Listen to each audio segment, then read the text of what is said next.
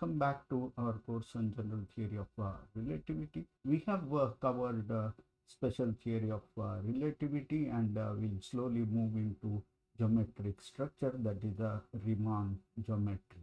So today we are going to discuss one of the very important concept called the parallel transform. Today's lecture is going to be on parallel transform. This is a part of course PH 4205 at IISER Calcutta. Before going into parallel transport, let's first look at the what are tensor. So given an object, can you identify whether it is a tensor or not? That is going to be the major goal of this test. Question is, given a quantity which is the TA or T lower a is to see tensor or not, we have to do a coordinate transformation. So let's say we go from coordinate x to x prime and see how TA or T lower prime a is going to behave under this transform. Under the coordinate transformation, if TA transforms like a TA prime is equal to dx prime a divided by dxb into tb, that is what we call is a contravariant transformation. If your object given is transformed like that, then it is indeed a tensor. Now if we take an object with the covariant index TA, then under the coordinate transformation, if it transforms like T prime a lower index is equal to dxb by dx prime a into tb. If it satisfies this transformation, then we agree that it is in fact a tensor and it is a covariant tensor of a rank 1. So it is clear that it's all matters on how a given quantity transform under the coordinate transformation. The scalar would simply behave same in all coordinate transformation. So we can easily generalize this to the higher rank tensor for a given animal. We can call the upper indices as the horns and the lower indices as the legs, and then we see how it transforms under the coordinate transformation. All the upper indices or horns should transform like a contravariant vector, and all the lower indices should transform like a covariant vector for each of the indices. That means that T prime AB upper indices and CD covariant indices. That means first one should transform like a contravariant vector, that dx prime A by dxp. The second one is also contravariant, that should be dx prime by dxq. And the third and fourth are going to be covariant indices, so they should be transformed as a dxr by dx prime c, dxs by dx prime d. So if these rules are satisfied, we can call them as a tensor of a specific rank. At the back of your mind, you should have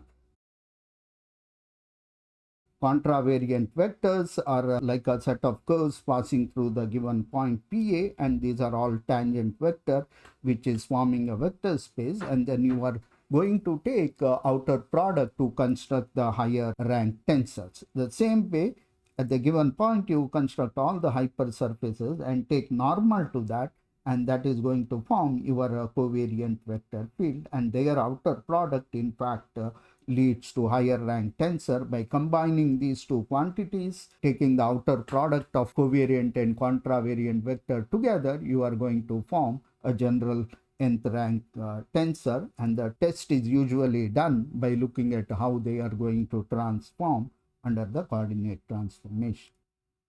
Let's collect our some of the thought. We have seen that the function is a zeroth rank tensor, so that doesn't have either horns or leg. It is invariant under the any coordinate transformation. Now we have seen that our covariant vector in fact is obtained by differentiating or norm of a given function, and that becomes a rank 1 tensor. Can we do a quantity AAB, the lower indices, that is to say that TAB differentiated with respect to XB? Would this form a vector? or we can have a mixed one. We can take a contravariant vector Ta and then differentiate with respect to x and form a mixed tensor AB. The basic question is, with doing this operation, do we get the rank 2 tensor or do we get something else? We differentiate, or can we differentiate a given vector to form a higher rank tensor? Or how do we differentiate a tensor? It has a various importance at the various scale. One is simply looking at the producing the higher rank tensor. From the physics perspective, differentiation is important. We know that the most of the laws of the physics are written in the form of differential equation. Now we know that the tensor are transforming neatly under the arbitrary coordinate transformation. Unlike what we have seen in the Newtonian mechanics, the coordinate transformation have to be specific. That is, it has to be Galilean transformation to keep the law of physics or Newton's laws of motion invariant under the transformation. Same thing we have seen in the special theory of relativity. See that the law of physics becomes invariant under the Lorentz transformation. Putting the constraint of velocity of light is maximum is not going to change in that respect. That means that laws of physics are invariant under the specific transformation. But if you want to do general theory of relativity or a theoretical framework in which physics is invariant under the arbitrary coordinate transformation, in such case we should be able to express the laws of physics in terms of tensor. That is, the basic mathematical structure would be tensors or the tangent vector or cotangent vector. We know that if we express our law of physics in terms of this, and they would be naturally invariant under arbitrary coordinate transformation. That is the underlying the principle we are following to test whether a given quantity is a tensor or not. So once we express the laws of physics in terms of tensor, our job is basically done. That we have a framework in which law of physics is going to be invariant under the coordinate transformation. So that is our basic motivation. To do that, let's check if the quantity AB, very wrong notation because you have a symbol for the vector and a symbol for the indices. Well, let's go ahead, is equal to dTA by dxB. Does it form the tensor? So this is our basic question. Now let's check it with our standard rule. Our basic rule is that the quantity should be transforming as a covariant or contravariant vector. So let's do a coordinate transformation x prime a in terms of xa. So we have new coordinate system. Obtain this animal, that is differentiation or a differential of a covariant tensor with respect to x in the new coordinate system. That is dt prime k divided by dx prime m. Now we express the covariant transformation rule. We already assume that the t prime k is a covariant tensor, so it should follow a coordinate transformation rule which is followed by this. So we express the t prime k in terms of tp using the coordinate transformation rule, and this is how we get this equation, and this would remain same.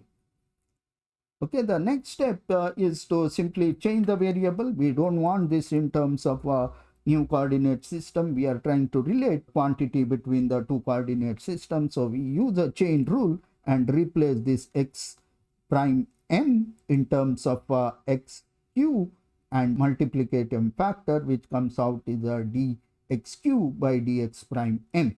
Now we simply expand this. The first term which you get is essentially using the multiplication product, differentiation of this with respect to xq, and the second term is differentiation of the vector tp in terms of xq. That is why you get this term. This we had, it is coming from here.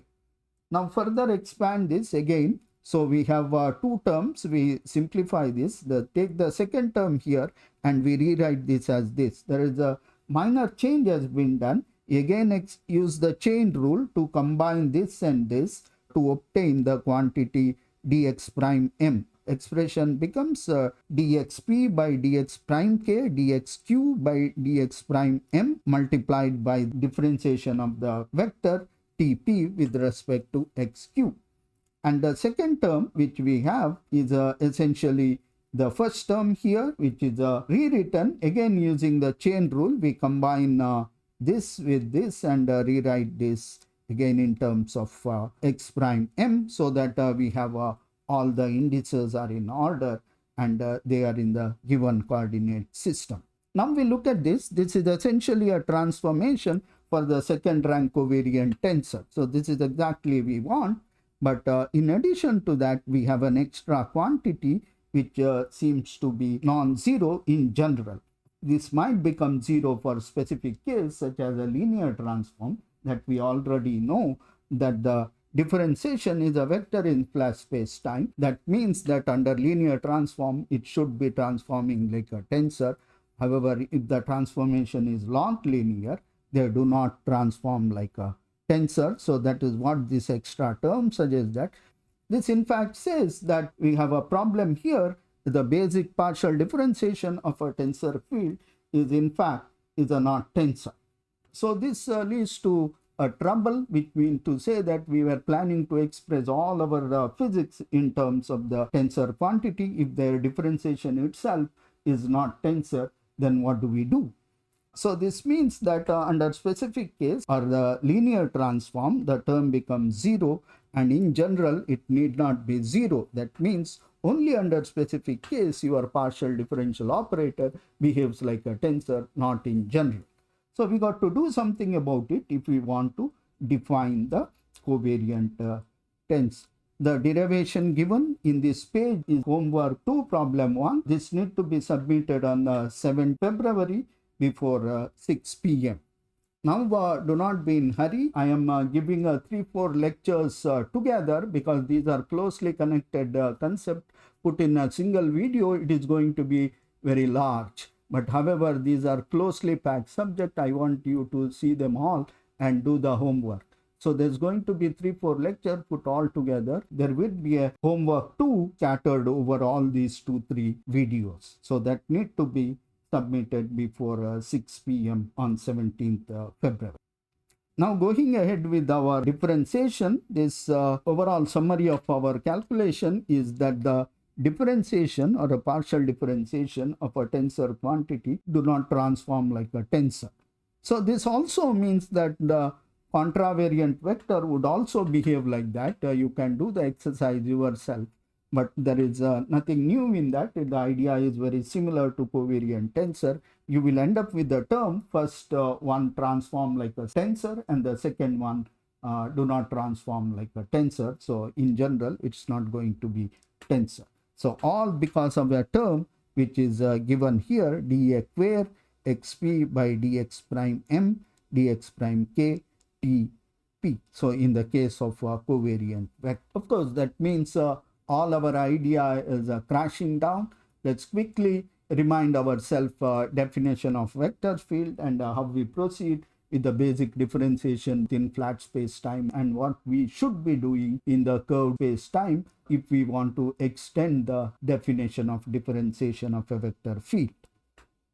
A vector field is such that at each point x a in a manifold is assigned with the unique vector and is denoted by Tp of A. You could have a covariant vector field, contravariant vector field, or tensor field itself. Basically, at each point in the manifold, you have been given a specific vector or tensor, and it is done throughout your manifold. That means you have a point P is equal to xa, and you have a tangent space there or cotangent, whatever it is, and you have another point Q is equal to ya with the coordinate, and you have a tangent space there too, all defined with respect to the curves and the surfaces, and you form a complete vector space.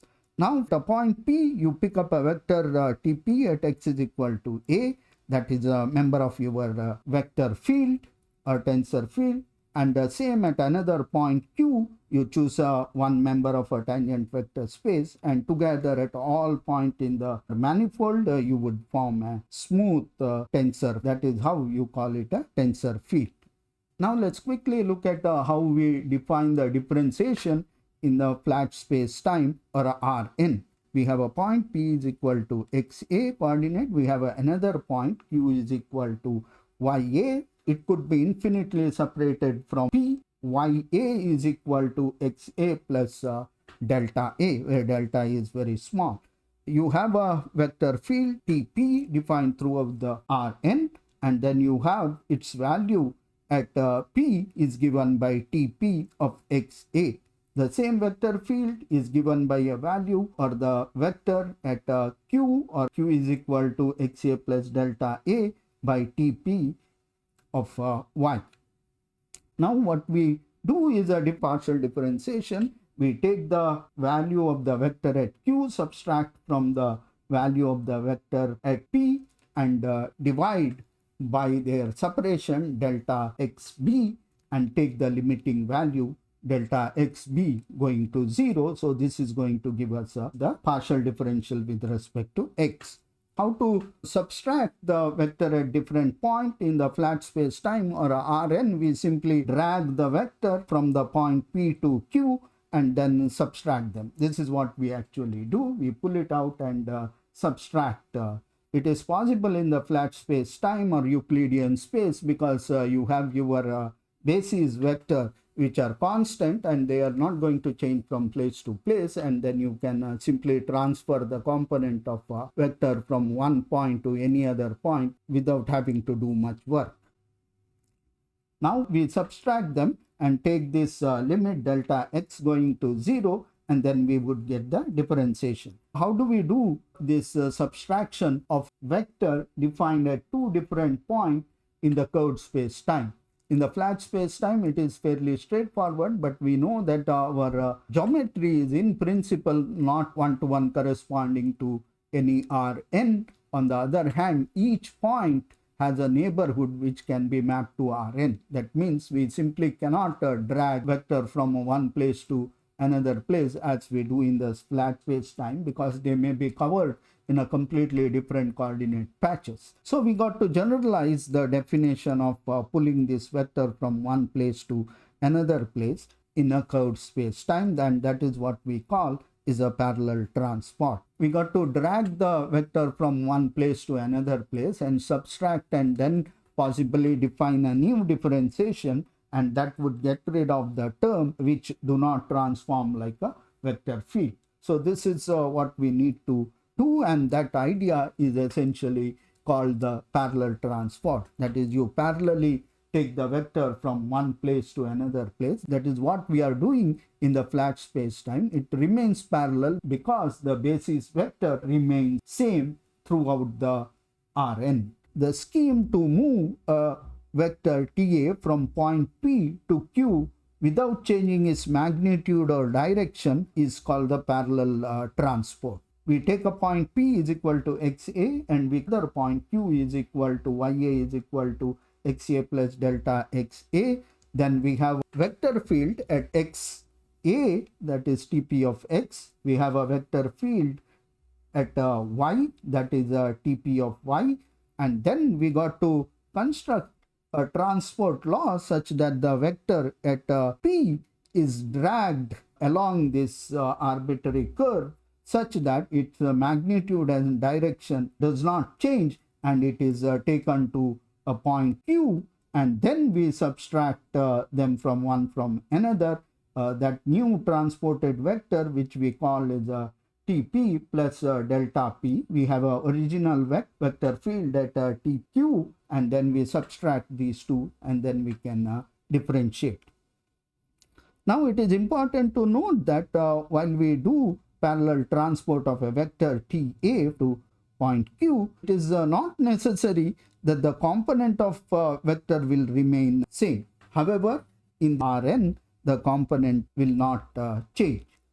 So what does this statement mean? It means that when you do this parallel transport, the component of the vector itself might be changing. That is essentially the behavior coming from the change of the basis vector itself, and that is what is going to reflected mainly in the parallel transport. Once we do parallel transport, we believe we can easily differentiate a vector field, and that we will do later. Now, when we do a parallel transport, assuming that the delta xa is very small, and in general the change of component of a vector ta, delta ta, that is the change because of the parallel transport after the parallel transport from P to Q depends on the vector itself, the vector value at P, and the separation between these, that is the delta xa. So it could be a linear combination of these two. So in principle, the change due to parallel transport delta Ta can be given as some coefficients gamma, which we call. It depends on the component of vector at x or Tp itself and the separation between the points. So this is the general expression. We could go for this general expression, and then we say that this three-egged animal coefficient is called the connection coefficient. In fact, it is a one-horned and two-legged animal which can be called the connection coefficient. Connection coefficient gives how the vector changes when it is parallelly or dragged across space-time from a point P to Q. During this dragging process, how the vector changes, we can assume it to be depend on the component of vector at point P, that is the initial point, and the separation between the initial point and the final point.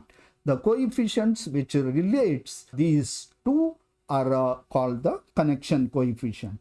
Now this connection is going to play an important role in the differentiation, and that is what we are going to study in detail. So far it is becoming a definition and abstract quantities. In the next one I am going to cover a little bit of example using the sphere, how we do different things including the coordinate patches and the connection coefficients and so on. Sphere is a very good curved space-time, while it retains a lot of simplicity and we can easily visualize this example. So let me stop here and continue with the example of a sphere in the next lecture.